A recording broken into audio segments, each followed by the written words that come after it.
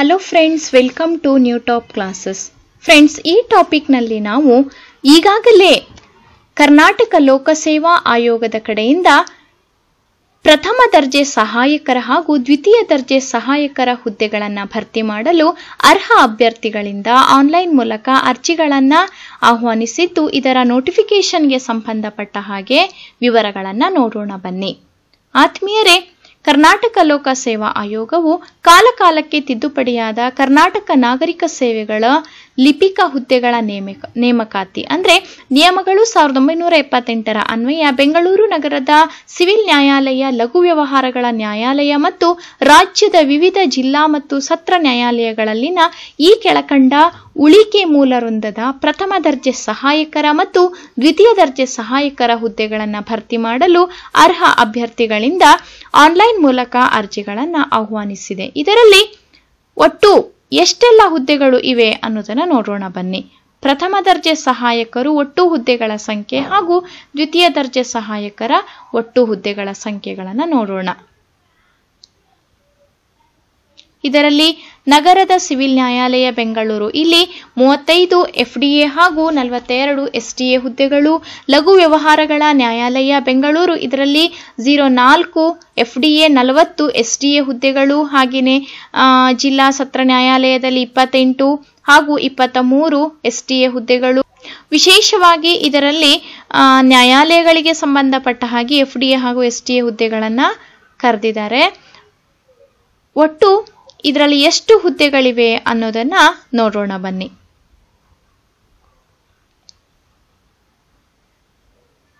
ಒಟ್ಟು 219 FDA ಹುದ್ದೆಗಳು ಹಾಗೂ 494 STA ಹುದ್ದೆಗಳನ್ನು ಕರೆದಿದ್ದಾರೆ. ಅರ್ಜಿ ಸಲ್ಲಿಸಲು ನಿಗದಿಪಡಿಸಿರುವ ಪ್ರಾರಂಭಿಕ ದಿನಾಂಕ 11/2/2019. ಹಾಗೆಯೇ ಅರ್ಜಿ ಸಲ್ಲಿಸಲು ಕೊನೆಯ ದಿನಾಂಕ 12/3/2019. ಹಾಗೆಯೇ ಶುಲ್ಕವನ್ನು ಪಾವತಿಸಲು ಇರುವಂತಹ ಕೊನೆಯ ದಿನಾಂಕ 13/3/2019. ಹಾಗೆಯೇ ಸ್ಪರ್ಧಾತ್ಮಕ ಪರೀಕ್ಷೆಗಳನ್ನು 7, 13 ಮತ್ತು 28ನೇ ಏಪ್ರಿಲ್ ಮಾಹೆಯಲ್ಲಿ ತಾತ್ಪೂರ್ತಿಕವಾಗಿ ನಡೆಸಲಾಗ್ತದೆ ಅಂತ ಹೇಳಿ ನೀಡಿದ್ದಾರೆ. ಹಾಗೆಯೇ ಅರ್ಜಿಗಳನ್ನು ಆನ್ಲೈನ್ ಮೂಲಕವೇ ಭರ್ತಿ ಮಾಡಬೇಕು. ಭಾವಚಿತ್ರ ಸಹಿತ ಸಹಿ, ವಯೋಮಿತಿ, ವಿದ್ಯಾರ್ಹತೆ ಹಾಗೂ ಕೋರಿಕೆ ಮೀಸಲಾತಿಗೆ ಸಂಬಂಧಿಸಿದ ಎಲ್ಲ ದಾಖಲೆಗಳನ್ನು ಅಪ್ಲೋಡ್ ಮಾಡಿದ ನಂತರ ಪರೀಕ್ಷಾ ಶುಲ್ಕವನ್ನು net banking, debit card, credit card ಅಥವಾ ಕಾಮನ್ ಸರ್ವಿಸ್ ಸೆಂಟರ್ನಲ್ಲಿ ಪಾವತಿಯನ್ನು ಮಾಡಬಹುದಾಗಿರುತ್ತದೆ. ಶುಲ್ಕವನ್ನು ಪಾವತಿಸದೆ ಹಾಗೂ ದಾಖಲೆಗಳನ್ನು, ಭಾವಚಿತ್ರ ಸಹಿಯನ್ನು ಅಪ್ಲೋಡ್ ಮಾಡದೇ ಇರುವಂತಹ ಅಸ್ಪಷ್ಟ ದಾಖಲೆಗಳನ್ನು ಅಪ್ಲೋಡ್ ಮಾಡಿರುವ ಅಭ್ಯರ್ಥಿಗಳ ಅರ್ಜಿಗಳನ್ನು ತಿರಸ್ಕರಿಸಲಾಗುವುದು. ಕಾಮನ್ ಸರ್ವಿಸ್ ಸೆಂಟರ್ನಲ್ಲಿ ಪಾವತಿಸಲು ಅವಕಾಶವಿರುವುದರಿಂದ ಈ ಕೇಂದ್ರಗಳಲ್ಲಿಯೂ ಅರ್ಜಿಗಳನ್ನು ಆನ್ಲೈನ್ ಮೂಲಕ ಸಲ್ಲಿಸಬಹುದು. ವಿಶೇಷ ಸೂಚನೆ ಅಂದರೆ ಅರ್ಹ ಅಭ್ಯರ್ಥಿಗಳನ್ನು ಕೌನ್ಸಿಲಿಂಗ್ ಮೂಲಕ ವಿವಿಧ ನ್ಯಾಯಾಲಯಗಳಿಗೆ ಹಂಚಿಕೆ ಮಾಡಲಾಗುವುದು. ಕೌನ್ಸಿಲಿಂಗ್ ಪ್ರಕ್ರಿಯೆಗೆ ಗೈರು ಹಾಜರಾದ ಅಭ್ಯರ್ಥಿಗಳಿಗೆ ನ್ಯಾಯಾಲಯಗಳ ಹಂಚಿಕೆಯನ್ನು ಆಯೋಗವು ಮಾಡುವುದು ಹಾಗೂ ಈ ವಿಷಯದಲ್ಲಿ ಆಯೋಗದ ತೀರ್ಮಾನವೇ ಅಂತಿಮವಾಗಿದ್ದು ಅಭ್ಯರ್ಥಿಯು ಇದಕ್ಕೆ ಬದ್ಧನಾಗಿರ್ತಾನೆ. ಜೊತೆಗೆ ಅಭ್ಯರ್ಥಿಗಳು ಅರ್ಜಿ ಭರ್ತಿ ಮಾಡುವ ಮೊದಲು ಅಧಿಸೂಚನೆ ಅನುಬಂಧ 1ರಲ್ಲಿ ನೀಡಿರುವ ಅರ್ಜಿ ಭರ್ತಿ ಮಾಡುವ ಕುರಿತ ಸೂಚನೆಗಳು, ಅರ್ಹತಾ ಷರತ್ತುಗಳನ್ನು ಓದಿಕೊಳ್ಳತಕ್ಕದ್ದು. ಅರ್ಜಿಯಲ್ಲಿ ಮೀಸಲಾತಿಗೆ ಸಂಬಂಧಿಸಿದ ಅಂಕಣದಲ್ಲಿ ಉಪಯೋಗಿಸಿದ ಪದಗಳ ಅರ್ಥವನ್ನು ಈ ಕೆಳಕಂಡಂತೆ ಅರ್ಥೈಸಿಕೊಳ್ಬೇಕು. ನೋಡಿ, ಇವೆಲ್ಲ ಮೀಸಲಾತಿಗೆ ಸಂಬಂಧಪಟ್ಟ ಹಾಗೆ ಇದ್ದು, ಇನ್ನು ಶುಲ್ಕಕ್ಕೆ ಸಂಬಂಧಪಟ್ಟ ಹಾಗೆ ಸಾಮಾನ್ಯ ಅರ್ಹತೆ ಅಭ್ಯರ್ಥಿಗಳಿಗೆ 600 ರೂಪಾಯಿ, ಇನ್ನು ಪ್ರವರ್ಗ 2A, 2B, 3A, 3B ಸೇರಿದ ಅಭ್ಯರ್ಥಿಗಳಿಗೆ 300 ರೂಪಾಯಿ, ಇನ್ನು ಮಾಜಿ ಸೈನಿಕ ಅಭ್ಯರ್ಥಿಗಳಿಗೆ 50 ರೂಪಾಯಿ. ಇದರಲ್ಲಿ ಸಾಮಾನ್ಯ ಅರ್ಹತೆ ಪ್ರವರ್ಗ 2A, 2B, 3A, 3Bಗೆ ಸೇರಿದವರಿಗೆ 50 ರೂಪಾಯಿಯನ್ನು ನಿಗದಿಪಡಿಸಲಾಗಿದೆ. ಇನ್ನು SC ST ಪ್ರವರ್ಗ 1 ಅಂಗವಿಕಲ ಅಭ್ಯರ್ಥಿಗಳಿಗೆ ಶುಲ್ಕ ಪಾವತಿಯಿಂದ ವಿನಾಯಿತಿ ಇದೆ. ಪರಿಶಿಷ್ಟ ಜಾತಿ, ಪರಿಶಿಷ್ಟ ಪಂಗಡ ಪ್ರವರ್ಗ 1 ಅಂಗವಿಕಲ ಅಭ್ಯರ್ಥಿಗಳಿಗೆ ಶುಲ್ಕ ಪಾವತಿಯಿಂದ ಮಾತ್ರ ವಿನಾಯಿತಿ ಇದೆ. ಆದರೆ ಇವರು ಅಪ್ಲಿಕೇಶನ್ ಪ್ರೊಸೆಸಿಂಗ್ ಚಾರ್ಜಸ್ ಅನ್ನು ಪಾವತಿಸಬೇಕು. ಅಭ್ಯರ್ಥಿಗಳು ನಿಗದಿಪಡಿಸಿದ ಶುಲ್ಕವನ್ನು ಕಡ್ಡಾಯವಾಗಿ ಪಾವತಿಸಲೇಬೇಕು. ಒಮ್ಮೆ ಶುಲ್ಕವನ್ನು ಪಾವತಿಸಿದ ನಂತರ ಅದನ್ನು ಯಾವುದೇ ಸಂದರ್ಭದಲ್ಲಿ ಹಿಂತಿರುಗಿಸಲಾಗುವುದಿಲ್ಲ ಅಥವಾ ಅದನ್ನು ಆಯೋಗವು ನಡೆಸುವ ಇತರೆ ಪರೀಕ್ಷೆ ಅಥವಾ ನೇಮಕಾತಿಗಳಿಗೆ ಹೊಂದಿಸಿಕೊಳ್ಳಲಾಗುವುದಿಲ್ಲ. ಶುಲ್ಕವನ್ನು ಸಂದಾಯ ಮಾಡದಿದ್ದಲ್ಲಿ ಇಂತಹ ಅರ್ಜಿಗಳನ್ನು ತಿರಸ್ಕರಿಸಲಾಗುವುದು.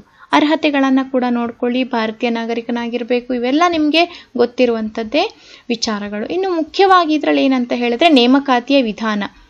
ಸ್ಪರ್ಧಾತ್ಮಕ ಪರೀಕ್ಷೆ ಮೂಲಕ ನೇಮಕಾತಿ ಅಂದ್ರೆ ಕಾಲಕಾಲಕ್ಕೆ ತಿದ್ದುಪಡಿಯಾದ ಕರ್ನಾಟಕ ನಾಗರಿಕ ಸೇವೆಗಳು ನಿಯಮಗಳು ಅಂದ್ರೆ 1978 ಅನ್ವಯ ಅಭ್ಯರ್ಥಿಗಳು ಆಯೋಗವು ನಡೆಸುವ ಸ್ಪರ್ಧಾತ್ಮಕ ಪರೀಕ್ಷೆಯಲ್ಲಿ ಗಳಿಸಿದ ಒಟ್ಟು ಅಂಕಗಳ ಮೆರಿಟ್ ಮತ್ತು ಚಾಲ್ತಿಯಲ್ಲಿರುವ ಮೀಸಲಾತಿ ನಿಯಮಗಳ ಅನ್ವಯ ನೀಡಿರುವ ಆದ್ಯತೆಯ ಅನ್ವಯ ಪ್ರಕಟಿಸಿರುವ ಹುದ್ದೆಗಳ ಸಂಖ್ಯೆಗೆ ಅನುಗುಣವಾಗಿ ಆಯ್ಕೆ ಪಟ್ಟಿಯನ್ನು ತಯಾರಿಸಲಾಗುತ್ತದೆ. ಇಲ್ಲಿ ಹೇಗೆ ನಡೀತದೆ ಅಂತ ಹೇಳಿದ್ರೆ, ಸ್ಪರ್ಧಾತ್ಮಕ ಪರೀಕ್ಷೆಗಳು ಮೇಲ್ಕಂಡ ನಿಯಮಗಳ ಅನುಸಾರ ಸ್ಪರ್ಧಾತ್ಮಕ ಪರೀಕ್ಷೆಗಳು ವಿವರಣಾತ್ಮಕ ಮತ್ತು ವಸ್ತುನಿಷ್ಠ ಬಹು ಆಯ್ಕೆ ಮಾದರಿಯ ಈ ಕೆಳಕಂಡ 3 ಪತ್ರಿಕೆಗಳನ್ನು ಒಳಗೊಂಡಿರ್ತದೆ. ಏನಪ್ಪಾ ಅಂತ ಹೇಳಿದ್ರೆ, ಪತ್ರಿಕೆ 1 ಕಡ್ಡಾಯ ಕನ್ನಡ ಭಾಷೆ ಪರೀಕ್ಷೆ. ಇದರಲ್ಲಿ 150 ಅಂಕಗಳನ್ನು ನಿಗದಿ ಮಾಡಿರ್ತಾರೆ. ಪರೀಕ್ಷಾ ಅವಧಿ 1.5 ಗಂಟೆ. ಪರೀಕ್ಷಾ ವಿಧಾನ ಹೇಗಿರ್ತದೆ ಅಂದ್ರೆ ವಿವರಣಾತ್ಮಕ ಪತ್ರಿಕೆ, ಡಿಸ್ಕ್ರಿಪ್ಟಿವ್ ಟೈಪ್ ಇರ್ತದೆ. ಇನ್ನು ಪತ್ರಿಕೆ 2ರಲ್ಲಿ ಸಾಮಾನ್ಯ ಕನ್ನಡ, ಸಾಮಾನ್ಯ ಇಂಗ್ಲಿಷ್ ಅಂದ್ರೆ ನಿಗದಿಪಡಿಸಿರುವ ಅಂಕಗಳು 100. ಇದರಲ್ಲಿ 1.5 ಗಂಟೆಗಳಿರ್ತವೆ.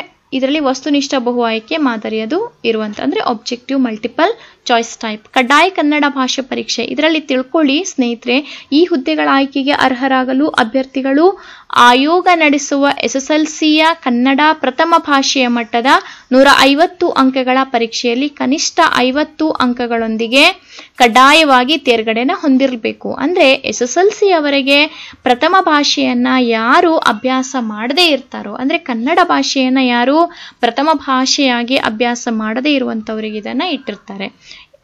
ಕಾಮನ್ ಆಗಿ ನೀವೆಲ್ಲರೂ ಕೂಡ ಅಭ್ಯಾಸ ಮಾಡಿಯೇ ಇರ್ತೀರಿ. ಅಂತವರಿಗೆ ಕೇವಲ 2 ಪತ್ರಿಕೆಗಳು ಅಂದ್ರೆ ಸಾಮಾನ್ಯ ಕನ್ನಡ ಅಥವಾ ಸಾಮಾನ್ಯ ಇಂಗ್ಲಿಷ್, ಇನ್ನು 2ನೇದಾಗಿ ಸಾಮಾನ್ಯ ಜ್ಞಾನ ಅಂದ್ರೆ 200 ಅಂಕಗಳಿಗೆ ಸಂಬಂಧಪಟ್ಟಿರುವಂತದ್ದು. ಇವೆಲ್ಲ ನೋಡ್ಕೊಳ್ಬೇಕು. ನೋಟಿಫಿಕೇಶನ್ ಅನ್ನ ಓಪನ್ ಮಾಡಿ. ಇದರ ಹೇಗೆ ಅಂತ ಹೇಳಿದ್ರೆ, ಇದರ ನೋಟಿಫಿಕೇಶನ್ ಹೇಗೆ ಓಪನ್ ಮಾಡ್ಬೋದು, www.kpsc.kr.nic.in ಗೆ ಹೋಗಿ ತಿಳ್ಕೊಳ್ಳಿ ನೀವು. ಇನ್ನು ವಿಶೇಷ ಸೂಚನೆ ಏನಂತ ಹೇಳಿದ್ರೆ, ಪತ್ರಿಕೆ 2ರಲ್ಲಿ ಸಾಮಾನ್ಯ ಕನ್ನಡ ಅಥವಾ ಸಾಮಾನ್ಯ ಇಂಗ್ಲಿಷ್ ಇವುಗಳಲ್ಲಿ ಯಾವುದಾದ್ರೂ ಒಂದಕ್ಕೆ ಮಾತ್ರ ಉತ್ತರಿಸಬೇಕಾಗಿರುವುದರಿಂದ ಅಭ್ಯರ್ಥಿಗಳು ಅರ್ಜಿಯಲ್ಲಿಯೇ ಅವರು ಸಾಮಾನ್ಯ ಕನ್ನಡ ಅಥವಾ ಸಾಮಾನ್ಯ ಇಂಗ್ಲಿಷ್ ವಿಷಯವನ್ನು ಆಯ್ಕೆ ಮಾಡಿಕೊಳ್ಬೇಕು. ಅಭ್ಯರ್ಥಿಗಳು ಸ್ಪರ್ಧಾತ್ಮಕ ಪರೀಕ್ಷೆಗೆ ಅವರ ಪ್ರವೇಶ ಪತ್ರ ಹಾಗೂ ಅವರ ಭಾವಚಿತ್ರವಿರುವ ಗುರುತಿನ ಚೀಟಿ ಅಥವಾ ಇದರಲ್ಲಿ ಚುನಾವಣಾ ID ಇವೆಲ್ಲ ನಿಮಗೆ ಕಾಮನ್ ಆಗಿ ಗೊತ್ತಿರುವಂಥದ್ದು. ಇದನ್ನ ನಾನು ಸಪರೇಟ್ ಆಗಿ ಹೇಳಲಿಕ್ಕಿಲ್ಲ. ಸದರಿ ಹುದ್ದೆಗಳ ನೇಮಕಾತಿಗಳ ಸ್ಪರ್ಧಾತ್ಮಕ ಪರೀಕ್ಷೆಯ ಪತ್ರಿಕೆ 2 ಮತ್ತು 3 ಆಫ್ಲೈನ್ OMR ಮಾದರಿ ಅಥವಾ ಗಣಕಯಂತ್ರದ ಮೂಲಕ ಸ್ಪರ್ಧಾತ್ಮಕ ಪರೀಕ್ಷೆ ಮುಖಾಂತರ ನಡೆಸಲಾಗುವುದು. ಅಂದ್ರೆ offline OMR type computer based recruitment test. ಈ ವಿಷಯದಲ್ಲಿ ಆಯೋಗದ ತೀರ್ಮಾನವೇ ಕೊನೆಯ ತೀರ್ಮಾನ ಆಗಿರ್ತದೆ. ಗಣಕಯಂತ್ರದ ಮೂಲಕ ಸ್ಪರ್ಧಾತ್ಮಕ ಪರೀಕ್ಷೆಯನ್ನು ನಡೆಸಲು ತೀರ್ಮಾನಿಸಿದಲ್ಲಿ ಅಭ್ಯರ್ಥಿಗಳಿಗೆ ಈ ಸಂಬಂಧ ಸೂಚನೆಗಳನ್ನ ಹಾಗೂ ಅಣುಕು ಪರೀಕ್ಷೆಯನ್ನ ತೆಗೆದುಕೊಳ್ಳುವ ಬಗ್ಗೆ ಮಾಹಿತಿಯನ್ನ ಆಯೋಗದ ಅಂತರ್ಜಾಲದಲ್ಲಿ ಪ್ರಕಟಿಸಲಾಗುವುದು. ಇವೆಲ್ಲ ನೋಡ್ಕೊಳ್ಳಿ. ನೋಟಿಫಿಕೇಶನ್ ಓಪನ್ ಮಾಡಿ.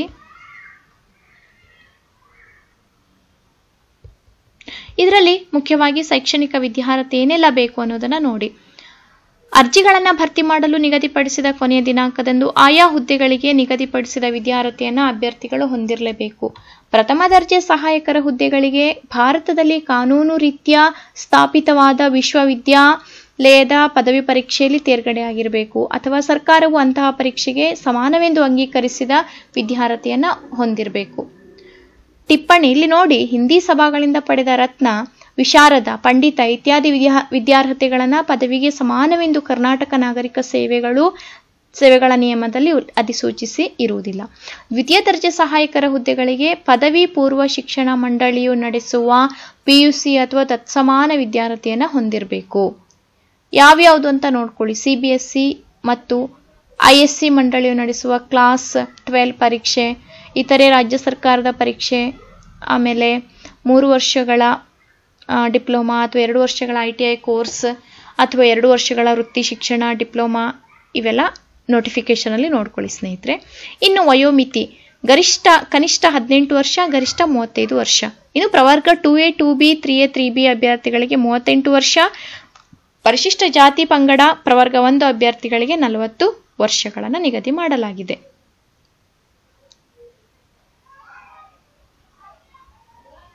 ಇವೆಲ್ಲ ನೋಡ್ಕೊಳ್ಳಿ. ಇನ್ನೂ ಹೆಚ್ಚಿನದಾಗಿ ಅಕಸ್ಮಾತಾಗಿ ನೀವು ಗೌರ್ಮೆಂಟ್ ಸರ್ವೆಂಟ್ ಏನಾದರೂ ಆಗಿದ್ರೆ ಅಥವಾ ಮಾಜಿ ಸೈನಿಕನಾಗಿದ್ರೆ ಏನೆಲ್ಲ ಇರ್ತದೆ ಅಂತ ಹೇಳಿ. ಇನ್ನು ವೇತನ ಶ್ರೇಣಿ, ಪ್ರಥಮ ದರ್ಜೆ ಸಹಾಯಕರ ಹುದ್ದೆಗಳಿಗೆ ರೂಪಾಯಿ 27,650 ಆರಂಭವಾಗುವಂಥದ್ದು.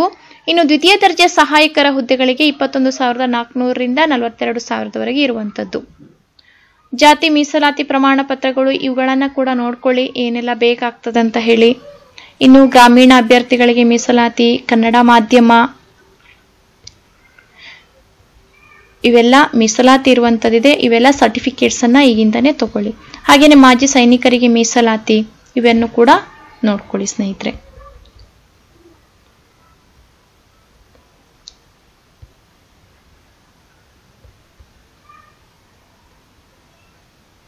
ಅಂಗವಿಕಲ ಅಭ್ಯರ್ಥಿ, ಸೇವಾ ನಿರತ ಅಭ್ಯರ್ಥಿ, ಪರೀಕ್ಷಾ ಕೇಂದ್ರಗಳಿಗೆ ಸಂಬಂಧಪಟ್ಟ ಹಾಗೆ ಕೂಡ ನೋಡ್ಕೊಳ್ಳಿ. ದಾಖಲಾತಿ ಪರಿಶೀಲನೆಗೆ ಸಂಬಂಧಪಟ್ಟ ಹಾಗೆ,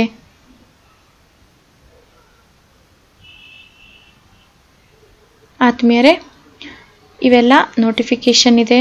ಇವೆಲ್ಲವನ್ನ ಕೂಡ ಓಪನ್ ಮಾಡಿ ನೀವು ಕರೆಕ್ಟಾಗಿ ನೋಡ್ಕೊಳ್ಳಿ. ನಾಳೆ ಪೇಪರ್ ಮ್ಯಾಗಝಿನ್ಸ್ ಅಲ್ಲೆಲ್ಲ ಕೂಡ ಪ್ರಿಂಟ್ ಆಗ್ಬೋದು. ಇವನ್ನ ಆದಷ್ಟು ಬೇಗ ಇದಕ್ಕೆ ಸಂಬಂಧಪಟ್ಟ ಹಾಗೆ ನೀವು ಸ್ಟಡಿಯನ್ನ ಮಾಡಿ.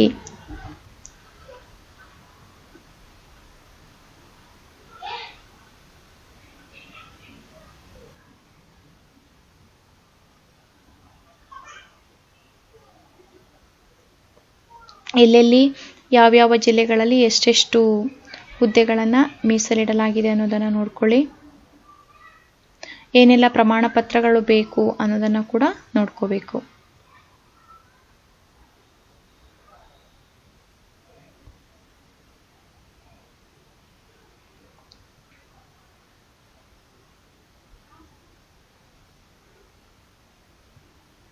ಸೊ ಆತ್ಮೀಯರೇ, ಈ ಕನ್ನಡ ಭಾಷಾ ಪರೀಕ್ಷೆ ಕೊಟ್ಟಿದ್ದಾರೆ, ಅಷ್ಟೇನು ಇಂಪಾರ್ಟೆಂಟ್ ಅಲ್ಲ. ನೀವೆಲ್ಲ ಗೊತ್ತಿರುವಂಥದ್ದು ಕಡ್ಡಾಯ ಕನ್ನಡ ಭಾಷಾ ಪರೀಕ್ಷೆಯನ್ನು ಪಾಸ್ ಮಾಡಿರ್ತೀರಿ, ಜೊತೆಗೆ ಓದಿರ್ತೀರಿ. ಇನ್ನು ಮುಂದಿನ ಒಂದು ವಿಡಿಯೋದಲ್ಲಿ ನಾವು ಏನೆಲ್ಲ FD STಗೆ ಸಿಲೆಬಸ್ ಇರುವಂಥದ್ದು, ಹೇಗೆ ಸ್ಟಡಿ ಮಾಡಬೇಕು ಅನ್ನೋದನ್ನು ಮುಂದಿನ ವಿಡಿಯೋದಲ್ಲಿ ನೋಡೋಣ ಬನ್ನಿ. ಆತ್ಮೀಯರೇ, ಈ ಒಂದು ವಿಡಿಯೋ ತಮಗೇನಾದರೂ ಇಷ್ಟವಾಗಿದ್ದರೆ ಲೈಕ್ ಮಾಡಿ, ಶೇರ್ ಮಾಡಿ ಹಾಗೂ ಕಮೆಂಟ್ ಮಾಡಿ. Thank you.